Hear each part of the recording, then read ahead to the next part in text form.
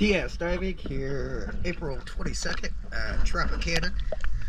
After this video, we got her cleaned up and looked good. I do need to note that there's some areas on the out drives where the paint is thin. There's some rust oxidization going on. I left one area where you can see pretty much how it is before I clean it. I'm gonna point to the other areas. Both the props had very small little areas of it, and both the out drives have some areas. Let's go take a look.